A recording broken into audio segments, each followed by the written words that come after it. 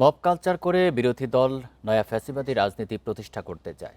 সরকারের জুলাইয়ের আকাঙ্ক্ষা বাস্তবায়নের পথে জল খোলা করার অপতৎপরতায় নেমেছে তারা। রাষ্ট্র পুনর্গঠনের অগ্রযাত্রায় জনগণকে সতর্ক থাকার আহ্বান জানিয়েছেন পরিকল্পনা প্রতিমন্ত্রী জোনায়েদ সাকি। শুক্রবার বিকেলে কেন্দ্রীয় শহীদ মিনারে গণসংহতি আন্দোলনের আয়োজনে জুলাই গণসমাবেশে একথা বলেন তিনি। নির্বাচনের পর গেল ৬ মাসে সরকারের নানা উদ্যোগে বাধা সৃষ্টি করছে বিরোধী দল।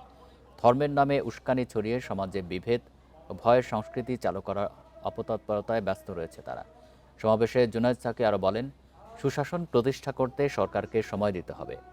দেশে জ্বালানি সংকট সমাধান সহ স্বাস্থ্য শিক্ষার মান উন্নয়নে পরিকল্পনা নিয়ে এগোচ্ছে সরকার।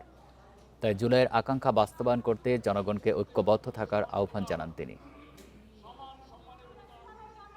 মব তৈরি করে নতুন ফ্যাসিবাদী তৎপরতার জন্য বিরোধী দলের যে পরোক্ষ উস্কানি, আজকে জনগণকে এটা সতর্ক থাকতে হবে।